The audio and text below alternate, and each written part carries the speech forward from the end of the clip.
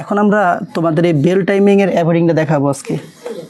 এই বেল টাইমিংয়ের মোট অ্যাবোর্ডিংটা হচ্ছে গিয়ে নিডল বার সর্বোচ্চ ডাউন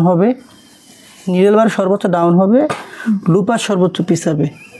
এখন নিডেলও ওঠা স্টার্ট হবে, লুপারও আসা স্টার্ট হবে একই সাথে, এবং নিডেলের সিদ্ধি লুপারের সিদ্ধি মিলবে। এবং ব্যাক টাইমিংয়ের বেলাও দেখতে হবে যে ব্যাক টাইমিংটা ঠিক আছে কিনা, সিদ্ধির ভিতরে পড়ছে কিনা। এই যে লুপারের সিদ্ধির ভিতরে পড়ছে, দেখতে পাচ্ছো? এখন যদি আমি চাই একটু কাস্টমাইজ করবো, যেমন কাস্টমাইজ কি, এখান থেকে আমি একটু লড়াই দিলাম। এখন দেখো টাইমিং কি অ্যাভয়েডিং ঠিক আছে? কোনো মিল আছে? মিল নাই। কেন মিল নেই? কারণ সূত্রে আছে নিডল বার সর্বোচ্চ ডাউন হবে, লুপার সর্বোচ্চ পিছাবে, সর্বোচ্চ ডাউন করতে হবে সূত্র মোতাবেক। এখন নিডল বার যখন সর্বোচ্চ ডাউন হয়েছে, এই যে হয়েছে, এতক্ষণে লুপার আমার অনেক কিন্তু চলে আসছে। তার মানে নিডল বার সর্বোচ্চ ডাউন যখন হবে, লুপার সর্বোচ্চ পিছিয়ে থাকবে, লুপার কিন্তু চলে আসছে। তাই লুপার টাইমিংটা আমার কি অ্যাডভান্স আছে, এটার আমার মাইনাস করা লাগবে। এখন এখান থেকে ধরে আমি কি করলাম, আমি ধরেন হালকা ঘুরে আমি একটু ম্যানেজ করে দিলাম, একটু বেশি প্লাস হয়ে গেছে না? ব্যাক টাইমিংটা কিন্তু পাই না, দেখছেন? ব্যাক টাইমিংটা কিন্তু সিটি দিয়ে পাশে পড়ার কথা। আবার টাইমিংটা ধরছেও দেখছেন অনেক লং, স্কার্পের কত উপর দিয়ে ধরছে। তাহলে এখানে রাইখে আমি কি করলাম, এটা একটু উঠাই দিলাম। এই যে ডাউন বেশি ছিল না, একটু উঠাই দিলাম। এবার একটু দেখি, এখন ব্যাক টাইমিংটা ভিতরে আসছে না, আগে বাইরে ছিল না, ভিতরে আসছে।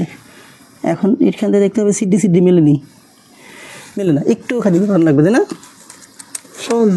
সামান্য লাগছে, এই যে সিদ্ধি মিলছে, এই ব্যাক টাইমিংয়ে সিদ্ধি মিলছে। এটা হচ্ছে আমার বেল টাইমিং। এটা কি আমার বেল টাইমিং। এখন বেল টাইমিং করার পরে এখন এখানে এই যে ব্যাক টাইমিংটা দেখেন, একটু ফাঁকে পড়ছে, তাই না?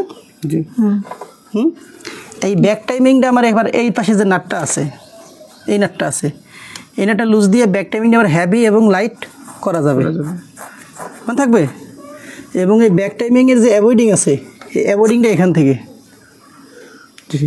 আমি এখান থেকে নাট লুজ দিয়ে আবার এই ব্যাক টাইমিং এই যেমন পিছিয়ে পড়ছে, আবার এই যে সামনে দিয়ে ধরছে, এই পিছিয়ে পড়ছে। এই যে লুপারের যে এই অ্যাভয়েডিংটা চাইলে আমি আবার এখান থেকে আবার লুজ দিয়ে কম বেশি করতে পারবো। এখন এখানে আমি মূল যে বিষয়, যদি কখনো আমার বেল টাইমিং যদি লইরা জায়গা, সেটা আমি এখান থেকেও করতে পারবো, আবার চাইলে এখান থেকেও করতে পারবো। কী জন্য করতে পারবো? আমার এখানে একটা জোড়া আছে, এই জোড়া থেকেও আমার কানেকশন মিলানো সম্ভব, আবার এই জোড়া থেকেও মিলানো সম্ভব, আবার এই জোড়া থেকেও মিলানো সম্ভব। আমি এক জায়গা, 2 জায়গা, 3 জায়গা, যে কোনো এক জায়গা থেকে আমি এটা জোড়া মিলাই দিলেই আমার অ্যাভয়েডিং মিলা যাবে। আমার সবথেকে কোন ক্ষেত্রে সুবিধা হবে? ভালো সুবিধা এখান থেকে করলে সুবিধা। আচ্ছা, কারণ এখানেও গ্রুপ আছে, এখানেও গ্রুপ আছে, এই জায়গাটায় গ্রুপ নাই। আচ্ছা, নাহলে বেল লাগানোর সময় গ্রুপে ফেলায় যদি বেলটা পারফেক্টভাবে লাগাই দেওয়া যায়, সেটাও সবচেয়ে ভালো হয়। তাহলে আপনাদের আজকে কাজ কি, অ্যাভয়েডিংটা বারবার লড়াবেন এখান থেকে আর করবেন। কিন্তু অ্যাভয়েডিং যখন লড়াবেন, তখন আপনি সবার প্রথমে সূত্র মিলাবেন, কোনো দিক চাওয়া যাবে না। কি লাগছেন এর পরেন তো? লুপার অ্যাভয়েডিং এর সূত্র নিডল বার সর্বোচ্চ ডাউন হবে। তা আপনি সবার প্রথমে লুপারের দিক চাবেন না, নিডল বার আগে সর্বোচ্চ ডাউন করবেন।